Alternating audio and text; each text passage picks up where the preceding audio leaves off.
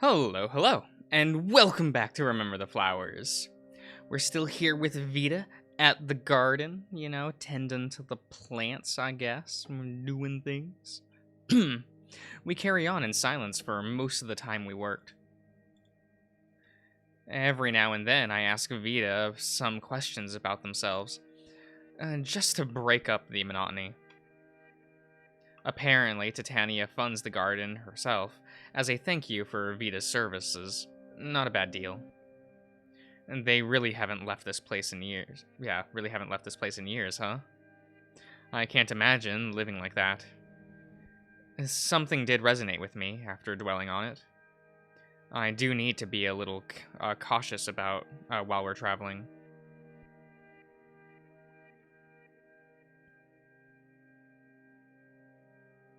Normally, I don't work unless scheduled. However, I'm willing to call it even, as thanks for, helping me in the garden. Thank you. I appreciate it. What did you come up with anyway?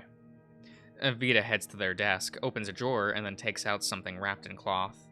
I haven't had it fitted yet, but from the measurements I took when we first met, it should suffice, at least until you return. They unwrap the cloth, revealing some kind of metal thing. I'm not sure what I'm looking at. It looks like a thin or oval metal strip. There are 3 indents spaced evenly throughout. It looks like it's segmented in order to be flexible too. This is what I've been working on. Not only will it provide your back with protection, but it should make it much more efficient to administer serum. You made this yourself? Amongst other things, yes. They point to their jaw replacement. Wait, they made that themselves? Wow, that's really impressive. You flatter me. I assure you, it's engineering at its most, a fundamental level. You say that, but I'm not so sure. In any case, take off your clothes, please. I'll show you how to do maintenance on it. Without delay, I start to pull my shirt and jacket over my head. Hold still while I apply it. Once again, I do as I'm told. It almost feels like an octopus is being attached onto my back. It makes me squirm, just even so slightly. They make sure it's properly fastened into my ports, pushing into each of the indents as if they were buttons. This might make it that. Wow, okay. This might take the cake for the least comfortable thing I've ever done. Thank you for the insight, Cyrus Cantwell.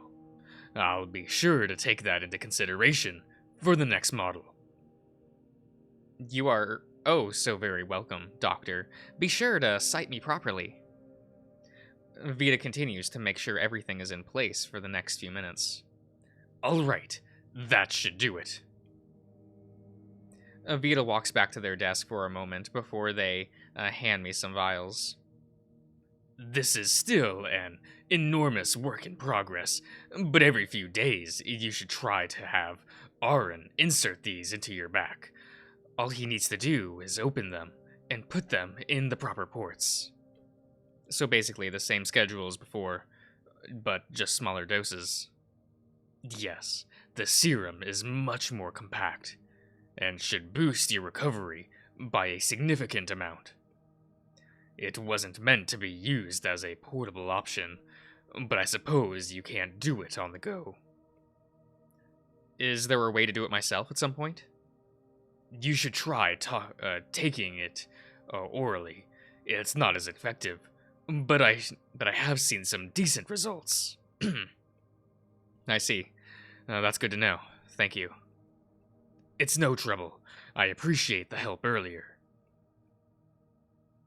Could I come back to your garden and help again? Vita's face softens up as much as their face can. I wouldn't be opposed. It's always nice having another capable set of hands. I'll certainly do my best, anyway. I take out my axiom and look at the time. It's a little after 5. I should probably head back. I've got some prep work for the trip. Let me know when you're able to leave. Excuse me. I'll make some more supplies for you. Good thing I've already offered to help out, yeah? No, this one's on me, Cyrus Cantwell. On one condition. You come back safe and alive. Okay. I'll make sure of it. Don't you worry.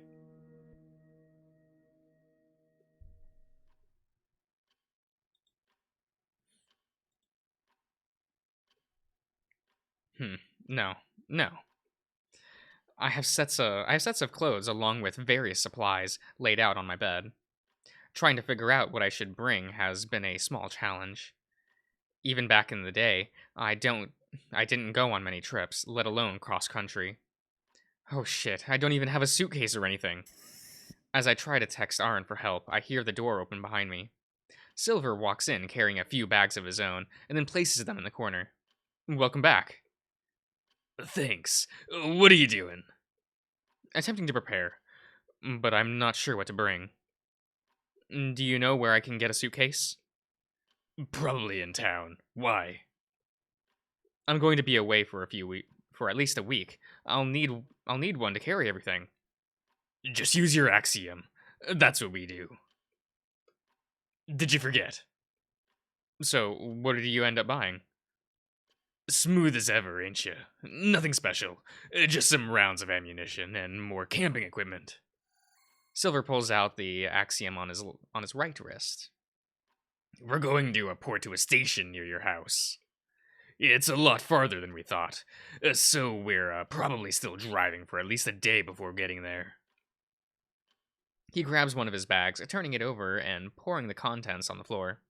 I recognize most of it as standard camping equipment, lighters and sleeping bags, canteens. There are some tools I can't entirely make out. Aaron should have everything else covered. All we gotta do is wait. Curb your enthusiasm. You'll wake up the whole base. Sorry, I am excited. But, well, I had a talk with Vita earlier. At the time, I was pretty confident, but now I'm starting to get a little worried. What if Current finds us? They won't. Your old house is so far away from any semblance of civilization. They aren't annoying enough to make an outpost out there. What about on the way there, to town? Then we'll make a getaway and or kill them. You don't think this is our first time dealing with them, do you? Of course not, but... Do you want to stay there? I don't know. Silver steps away from his pile of supplies and then moves over to my bed, looking over everything. If you don't want to go, I doubt you'd go through all of this trouble. Cyrus, we're all scared, or at the very least cautious. Each time we step foot out of the base, we're aware of the danger that could be waiting for us. Silver lets out an exhale. Honestly, I kind of want to have a chat with Vita for putting those thoughts in your head. But at the end of the day, it's a reality you needed to be aware of. Silver puts his arm around my tense shoulders. We're not going to let them take you away. Hell, the higher-ups wouldn't have approved this if they didn't think we were capable of protecting you. I know. I trust you. I just hate feeling so weak and powerless. I thought I had gotten used to it. For a while, I had. But now.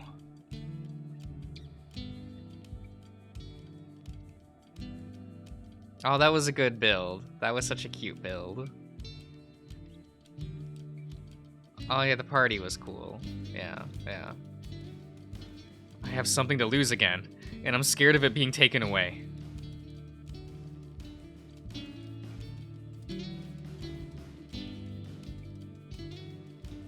Silver pauses before leaning into my field of vision, making sure I'm looking him in the eye. Look at me, Cyrus. I will die before I let them take you again. I'm damn well sure Aaron will put himself in the way before I even have the chance. He squeezes my shoulder, trying to reassure me. You're in good hands, Cyrus. I promise. I take a shaky breath before shaking my head. You're right. Sorry. I shouldn't let myself get spooked like that. On the contrary, I am glad you're thinking pragmatically. But it's up to you to decide what you can and can't handle. I'm pretty sure you can handle a cross-country drive, right? Now here, let me lower the volume just a little bit. Looked a little bit loud. Yeah, I'm sure. But... Uh-oh, another but already. Can you, teach me to defend myself? Silver blinks and looks up in thought. I'm sure I could teach you a thing or two. Is that why you've been doing self-defense training with Karen? Among other things, yeah. Sure. We can try and teach you the basics while out and about. Thanks. I'd appreciate it. I even got some wooden knives we could use. Aaron would blow a gasket if he saw us training for real.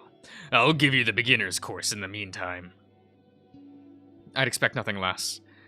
I have heard you are a decent teacher, after all. Shut up. Silver's fun. He's a cool guy. As I start loading up some spare equipment by the bikes, I let out a nasty yawn. We're parked underneath a rock formation shielding the elevator to the underground. Aaron showed me how to use a small elevator embedded in the walls for casual trips to the surface. It's right before sunrise, so the desert is still pretty cool. Karen and Silver are talking about when and where to pick up gas if he needs it.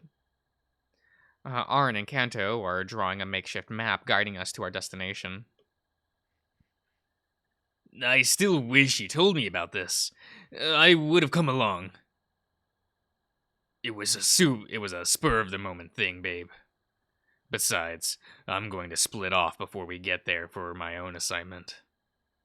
We haven't gotten a chance to really talk yet. I know. I'm sorry. I've been a little overwhelmed with everything lately. Are you two fighting? No. Ah. It's been a while, but we can try to plan a group vacation later this year if you want. Oh, I want to go to the beach. Ew, pass. What's wrong with the beach? Sand, water, crabs. Count me out. Wuss. I could go for a swim. Oh, perfect. I have a bathing suit I've been meaning to try out. That didn't take long. It never does. We all chuckle. Alrighty, I think we have pretty much everything we need. We know where to go in an emergency, and have enough food for at least 2 weeks. Silver puts on his hood. Then let's head out, while it's still cool. This sounds good to me. I'm riding in your sidecar, Aaron. Yup, hopefully it's comfortable enough. Just let me know if you need anything. Oh, Vita. Wait.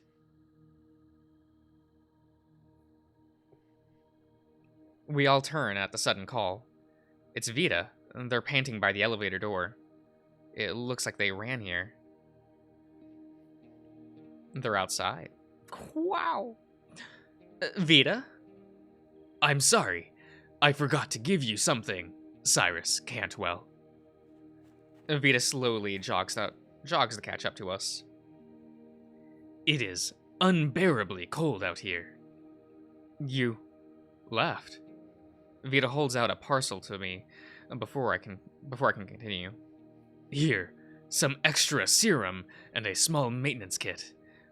For while you're gone. Thank you, Vita. It's nothing. I also left you some dry tea leaves, something to mix it up while you're on the road. They look around frantically. With a gasp, they stop and look to the right, eyes wide. We all turn to look, and we can see what's caught their attention.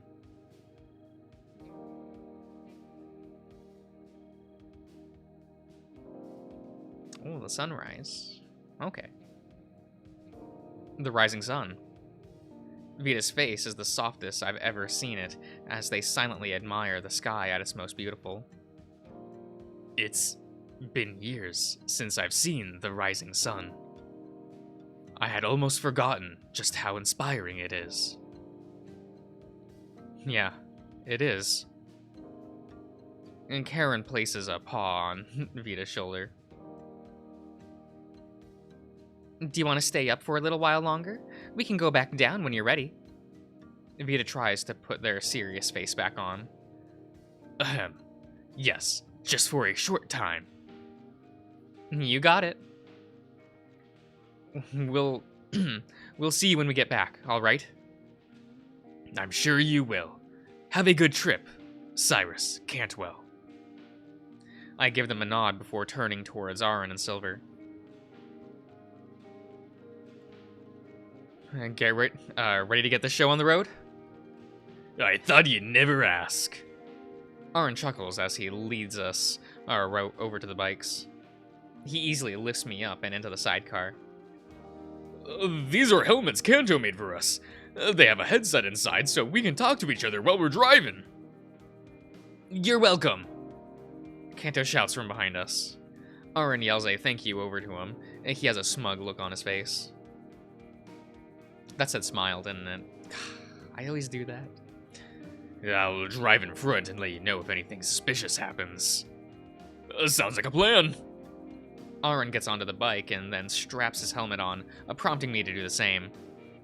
All right, let's move out. Both he and Silver start to rev their engines. Oh, it's time to rev it up!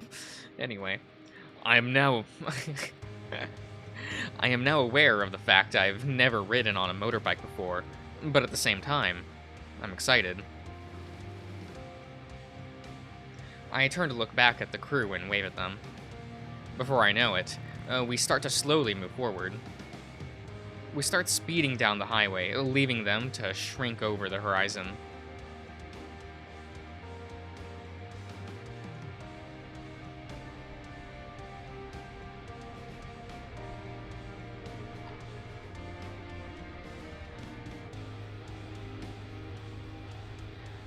Aaron starts speaking to me loud and clear. You doing all right? Oh, yes. I turn my attention toward the rising sun with a smile on my face. Never better.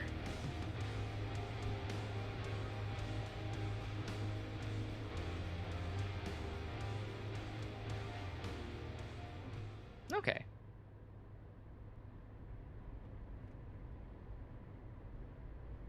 Chapter 13. Okay. Chapter 12 was short, wasn't it? Every now and then, I check my Axiom to see how long we've been driving.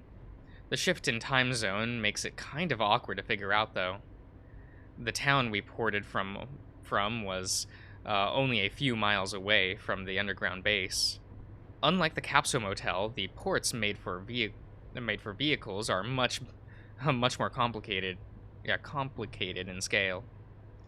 There's a giant arch that lights up a blue sky at the end of the short runway, acting as a gateway. It's almost like driving into a force field, and feels just as disorienting as you'd think it would be. Before I know it, we were speeding halfway across the country. If we were in Arizona before, we're somewhere around Tennessee now. Two locations I have no idea and can't point to on a map because the U.S. education system failed me. Or I failed it. Who knows? Who knows? I can't point to, like, any state. People always talk about states. It's like, oh, it's in this part of the country. And I'm sitting there like, I know where Florida is. I can point to that on a map. It's the little peninsula. Can I point to anything else? Can I even point to the state that I live in? Probably not. I can get the general... No, probably not.